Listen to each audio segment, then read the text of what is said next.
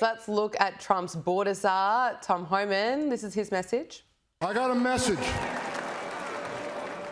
As a guy who spent 34 years deporting illegal aliens, I got a message to the millions of illegal aliens that Joe Biden's releasing our country in violation of federal law. You better start packing now.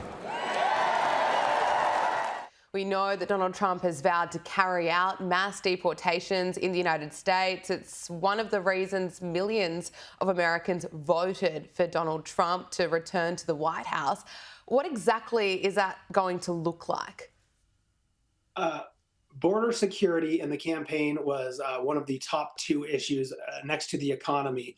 So mass deportations and Tom Homan's tough approach, people are going to start packing their bags and leaving on their own, I have a feeling at this point. They don't want to be deported. They don't want to be rounded up, and they're going to leave on their own. And I think that's the message that Tom is sending. Pack your bags because it's time to go, and we're going to round you up if you don't leave. So the tough stance and making sure our border security is paramount. Our Border Patrol has all of the funds and resources available to them to make sure that America, again, is safe and secure. And the 11 million people who came across the border in the past couple of years are documented and returned to wherever they came from, because they were coming from all over the world, not just Mexico, but from everywhere. So Tom Homan's the guy to get it done. He's a tough guy, and he testified in Congress. There's some really great moments in his clips that when you watch his testify with AOC, and it's just such a great time to be an American right now.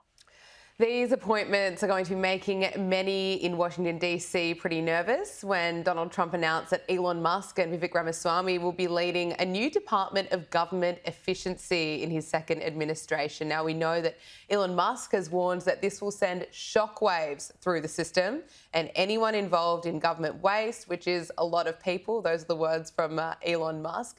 And we know that Elon Musk fired more than 80% of the workforce when he bought Twitter. So what can we expect that he's going to be doing in this role? Well, we're praying that he can get rid of 80% of the federal government at this point and return those rights right back to the states. The Department of Government Efficiency is going to be a very, very crucial role.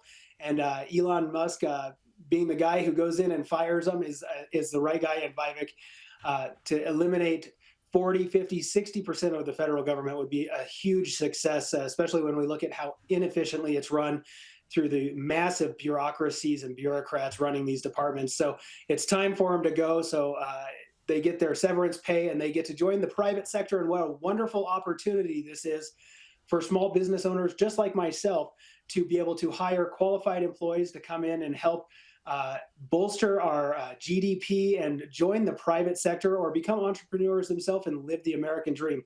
Elon Musk is the guy to do it. Vivek is certainly the guy to do it. It is a dream team that's being assembled, and this is just a brilliant move on President Trump's part. Finally, what are your thoughts on Pete Hegseth, the Fox News host and Army veteran who served in Iraq and Afghanistan, to be his Secretary of Defence? This has been a bit of a controversial pick. He could bring in sweeping changes to the military. What would you expect? Well, hopefully he gets rid of the DEI and the woke agenda in the military, and I think that's the mandate that has been set. So we're going to go in and clean up our military. It's going to be stronger than ever. And I think he's, again, is the guy to do it. He's tough, and he's certainly going to get the job done. I completely back President Trump, his agenda, and the picks that he's making, and I'm excited for what the future holds.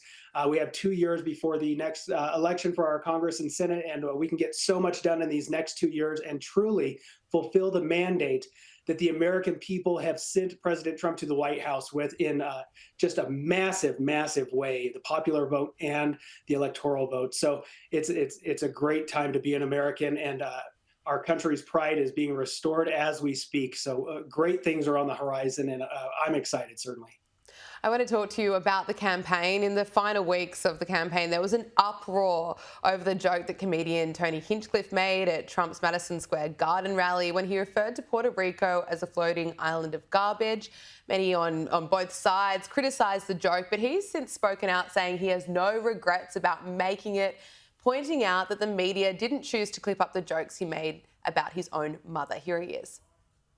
On my speech on free speech, I referenced Puerto Rico which currently has a landfill problem in which all of their landfills are filled to the brim. I guess I'm the only person that knew about this. With that said, I just want to say that I love Puerto Ricans.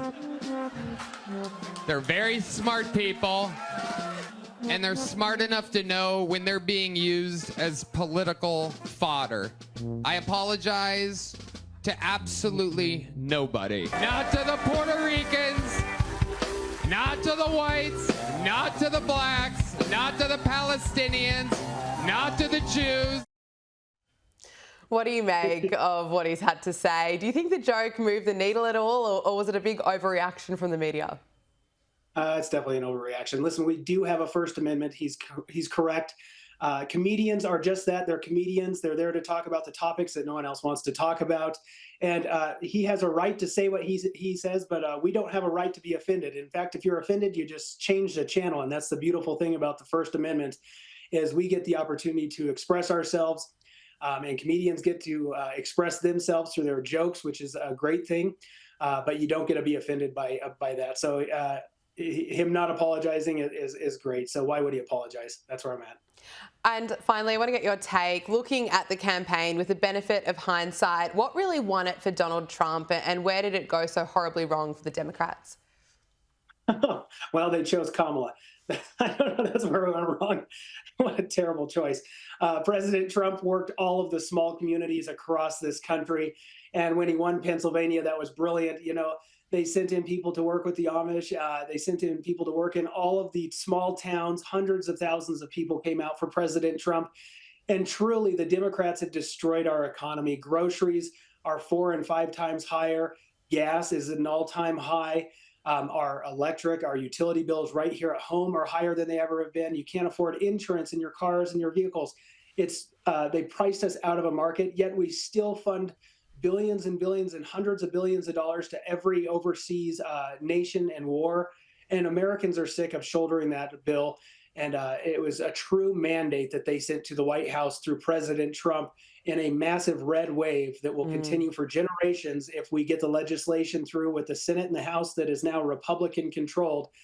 So now is the time to come together as a party and begin focusing on unification and bringing people back together. This is truly the time to get things fixed. GOP commentator Reid Rasner, so great to speak with you. Thank you for joining us on Power Hour. Thank you, guys. I appreciate it.